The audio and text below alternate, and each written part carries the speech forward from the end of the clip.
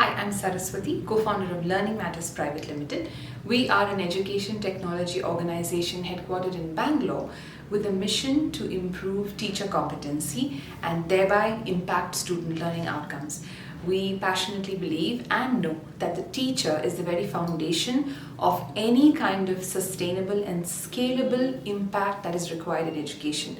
We retain the teacher at the core of all of our educational solutions and services and look for multiple ways in which to support teachers in building their competency across multiple areas, be it pedagogy, assessment, classroom, teaching techniques, remediation techniques, along with improving teachers' communication skills in English. And we're very, very thrilled to be bringing this new series in this new medium and format, bite-sized communicative tips for educators, because we passionately believe that one must do all that we can to support our educators.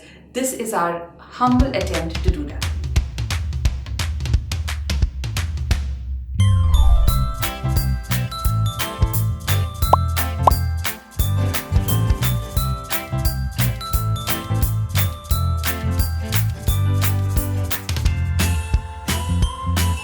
So the one question that we get a lot in all of our sessions and webinars with educators, with teachers is, how do I converse effortlessly, easily and without fear in English?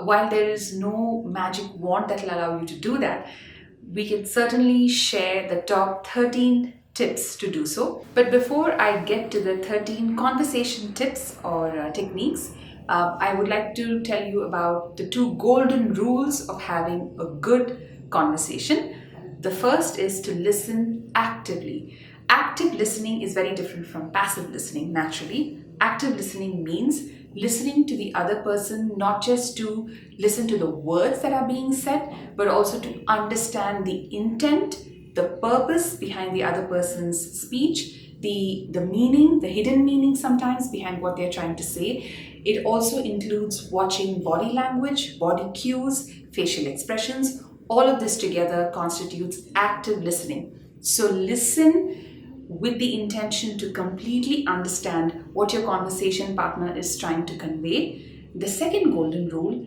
is to ask open-ended questions. What is an open-ended question? An open-ended question is one that cannot be answered with a simple yes or a no. For example, how are you? That is an open-ended question. It allows the other person or motivates the other person to say something more than just a yes or a no. Closed-ended questions, the ones that can be answered just with a yes or a no, are not very effective for conversation because they don't allow the conversation to move forward. There's nothing left for the other person to say. So remember, listen actively and ask open-ended questions. Conversation tip number 1.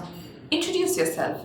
While this may be something that sounds very basic, it's really important, especially with someone that you're meeting for the first time or someone that you've seen before but haven't really interacted with before.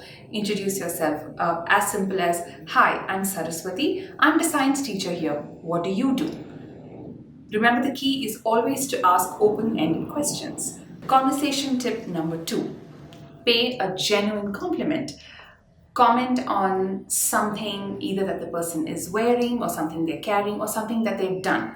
For example, "I noticed that you spoke really well at the assembly today. That was a very well chosen topic. Tell me more about how you prepared for it." Conversation tip number 3. Offer help. Oftentimes, we are in situations where you may see a colleague or someone else in your institution who needs a little bit of help or support.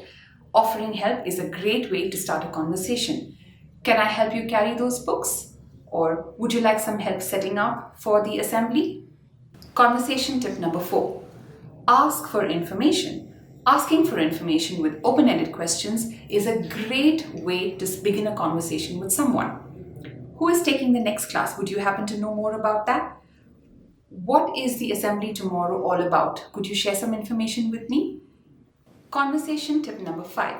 Comment on something very popular or very pleasant.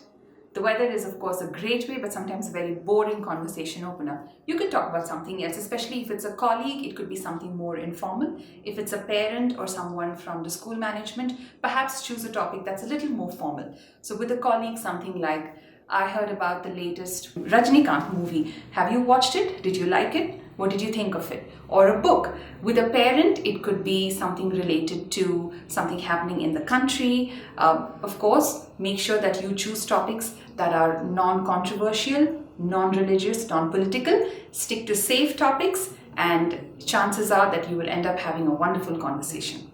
Conversation tip number 6. Ask for help. I'm having difficulty setting up this projector. Could you please help me with this? Or something like, I don't understand how to teach this concept to my 7th grade science class. Do you have experience with it and can you help me? I hope you really enjoyed watching this video about easy conversation tips for educators. If you liked our video and would like to say something about it, we would love to know what you have to say. Please do like and share and comment. If you would like to be alerted about more such videos, please do subscribe to our channel. Our channel is going to be all about communication tips for educators. If you would like to know more about our Communicative English and teacher training programs for schools and higher ed institutions and would like to contact us, please look for our email ID, number, and all other contact information in the description. So those were the first 6 conversation tips, and I hope you found them useful and easy to implement. For the next 7 tips, look out for our next video. Thank you so much for watching. Please do keep coming back for more.